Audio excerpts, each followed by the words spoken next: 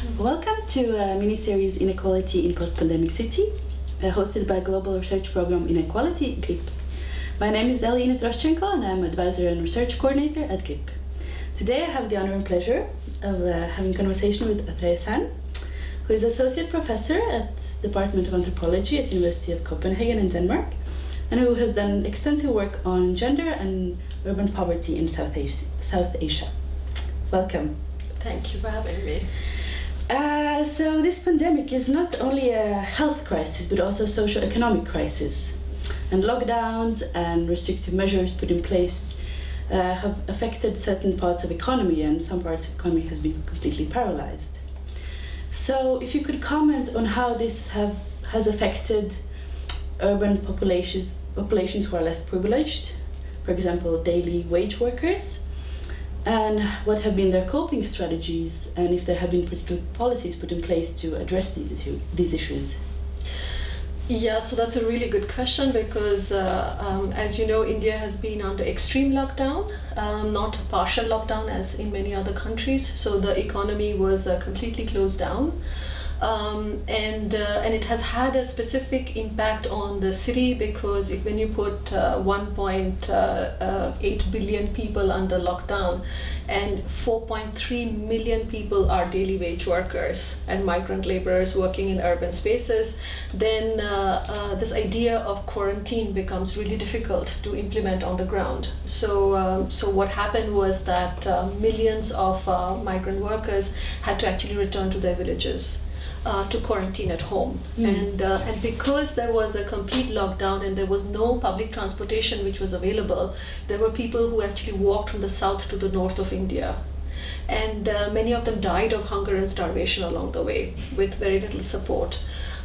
So there are two kinds of ways in which to look at it. Is that there were people who actually remained within the city, and they faced a lot of discrimination from urban dwellers, upper class and middle class urban dwellers, because they look at the poor as the source of disease historically, so obviously they are the source of corona. And then there were the others who actually had to leave their homes and in the cities and return to their villages to quarantine with their families. There were very few quarantine facilities which were available in these villages, so people actually lived on trees outside the village to quarantine. So there were different layers and different encounters with poverty, and I think one of the biggest impacts that it has had in terms of wage work is that there is a lot of anxiety about the fact that whether this wage work will remain when in the post-pandemic city, whether people will be able to come back and go back to work as laborers, as construction workers, or as plumbers, and the city's entire network is sustained by these wage workers. So there is a lot of anxiety about current employment, about future employment, and that determines a lot of the economic anxieties.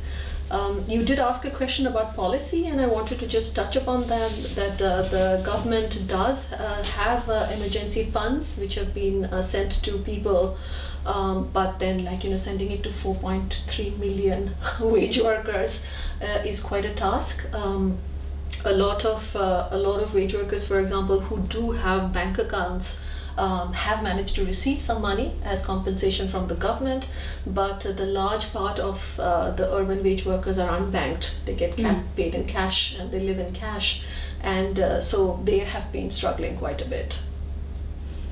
And as some societies are slowly opening up, have there already been some movements of people going back to the urban cities, or they are being pushed back or called back, or is this kind of still a status quo that people are?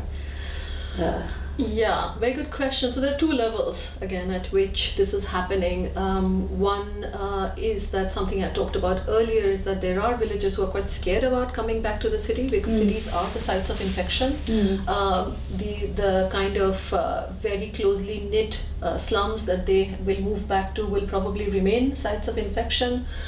So they are quite afraid of coming back. So there is quite a lot of campaigns which are going on about how do upper class city dwellers, how can they actually protect the interests of the poor? Because when poor people come back to the city, will they get infected? Because there are fewer cases of infections in villages, right? So that is one of the things, but then there is also the desperation for work and high level of poverty in villages. So people do want to migrate and they want to come back. So in that case, there is a lot of discrimination which is going on right now. There is a slow opening up of the economy. People are coming back to work, but they're being subjected to being hosed by disinfectants when they come into upper class places, or there's this whole separate toilet facilities and other facilities which are being created so that the upper class and the wage workers' lives don't ever intersect, so that they never get infected. Women who work as maids and cooks and cleaners, they usually work in the domestic sector and the care sector in the city. They have to actually wash themselves with Dettol and disinfectants. So there's quite a lot of anxiety about people coming back to the city and what kinds of work will they face, work lives will they face. Yeah. And the pandemic has affected people differently, often deepening the inequalities that already been there from before. And one of the aspects that we have heard about is the gender inequality. With reference to domestic violence and unequal workload. Yeah. And so maybe you could comment on that, on how this whole situation has affected gender inequalities. So with the pandemic, there has been a serious lockdown, and with that, women have been removed from work and removed from the public space and are being compelled to live with abusive husbands and their domestic partners. So in most cases, there has been a spike in domestic violence, and it is an unprecedented spike. And the National Commission of Women in India, for example, has described it as exponential, the kind of violence that women and children are facing now that they are in lockdown. Now this is across classes, so this is not just something which is happening to the urban poor, it's also happening to the upper classes. But the urban poor have been struggling a little bit more with this because while upper classes may have certain kinds of escapes, and this is again something that has been reported by the Women's Commission, in the sense that they might have helplines that they can call from their smartphones, and they might leave their houses and go and live with their parents and take a car, for example. Poor women don't have that option because probably their in-laws or their parents live far away in a village. So it is the lack of escape from that domestic situation which has increased sexual violence in these in the poor areas hugely. But on the other hand, there have been also certain kinds of peculiar economic opportunities which have been afforded to women over men. For example, a lot of upper class families have become so desperate that that if when they go into lockdown for several months, that they will not have anybody to cook and clean for them, that they have actually gone into lockdown with their maids and with other women who are going to help them. So of course, that is also a site of exploitation because you're in lockdown with the family, and whether they are paying you or not is not sure. But in my experiences, some of the women that I have spoken to actually found it much better to be in lockdown with a family in an upper class household, where they are cooking and cleaning, they still can retain their jobs, and they don't have to make the trek back to their villages. So it creates. The crisis is huge, much bigger than the opportunities. But I also wanted to say that the pandemic does produce these little cracks and crevices in which women can find ways in which to earn a livelihood. Yes, so interesting point to look to the details that this complex picture gives us. And you have already touched upon a bit about how the urban space has been seen as the epicenters of the disease, and so I wanted to ask you to elaborate a bit on the conception and perception of different spaces that we have seen during this pandemic. As for example, yes, the cities has been portrayed in a certain ways, also maybe specific places in the urban space as slums, and even more private spaces as homes. So how the pandemic has affected what is the mainstream discourse about these spaces, and maybe there are also some alternative voices in how we see these different places. Yeah, so there are certain kinds of spaces, for example, which have been villainized or demonized in the context of the corona, right? So they have been imagined as sites of disease and as super spreader areas. So you do have the spaces of urban poverty, which is which is true everywhere in the world. All global cities think that it is either the black ghettos or the Dalit slums, which are the sites of disease. So people in these areas, they are struggling with that stigma and that stereotype. But what doesn't get noticed is that India's largest slum, Atreyee, which is based in Mumbai, where actually over 7,000 people have died from corona, has managed to kick the virus, and it got covered by the BBC, but doesn't get covered enough by the Indian media. So people within the region are not that interested in it, but international media is absolutely fascinated that the slum area actually managed to keep the virus under control, because people were aware and people were conscious, and they went to fever camps, and they understood what quarantine and social distancing was that. But somehow there is this idea that only upper class people understand this, right? That upper class people understand what illness is and how to manage it, and what social distancing is and how to wear a mask. No, actually people in Atreyee who I worked with, they made masks out of coconut kernels and they wore it. But still, they understood that it was a crisis, and they managed to control it. The second area which I think has been villainized a lot are Muslim ghettos and Muslim areas, Muslim-dominated areas, because there has been the stereotype that despite the lockdown and social distancing, the Muslims have gone to the mosque to pray.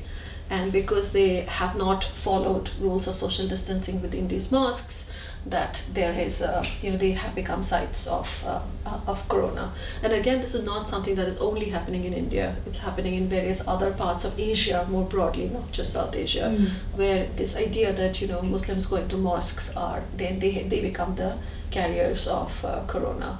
So I think there have been riots in India over this during the corona period. Muslim areas were attacked. There was a lot of discourses where Muslims are being called the new corona bomb. So there are it's not just about the poor. So I think when it comes to corona, there are also nationalities, ethnicities, religious groups in all cities across the world who are being victimized by the disease. I find it also very fascinating that you pointed out that there's also the perceptions where the knowledge about how to fight the virus and lies, that it's not with the urban poor. Yeah. But we actually have things to learn. Yes. So the pandemic has also led for many to question and reassess the existing socio-economic structures that frame the world we live in today. Also, the urban planning has been probed, and the questions have been raised on how to make cities more resilient in the future. So I would like to conclude by asking you, what do you think what we can take from this pandemic, and how the cities will look like maybe in 2025 or 2030? Yes, I think that's a very good question, but it also depends on which cities are you thinking about, because I do think cities in the Western world, for example, there will be a lot of commitment towards emptying public spaces and reorganizing public spaces. If you see what is happening in Italy right now, the way that they are reorganizing public spaces, it is there's a certain kind of commitment towards controlling the virus through that. But in cities in India which are highly congested, I don't think that the future will involve lack of investment in construction or decongesting cities in any way. There will be I still think that there will be investment in building housing colonies and residential areas, and then there public spaces, there will be crowding. But I do feel that what this pandemic has taught people is to engage with the existing economic inequalities in the city. A lot of the sort of the campaigns which are going on right now in cities in South Asia, for example, is an understanding of the fact that the city entirely functions because of the poor, that it functions entirely because of wage workers for their services. In the eastern region of India, there was also a cyclone during the biggest cyclone to hit the region in 200 years, and everything was destroyed, and including airports and streets and street lamps and telephone poles. And for days there was no worker to actually rebuild the city. So any kind of crisis that there is, any act of rebuilding, it actually involves the commitment of the urban poor. So I feel that in terms of South Asia, that there will be a certain kind of reconsideration of social relationships. But when it comes to management of spaces, I'm less optimistic. I don't know whether cities will be really reworked in terms of urban design to create more effective post-pandemic cities. Thank you so much for sharing your insights and thoughts, and maybe you can have another talk in 2030 and see how how the world looks. I would love that. Thank you so much for having me. Thank you.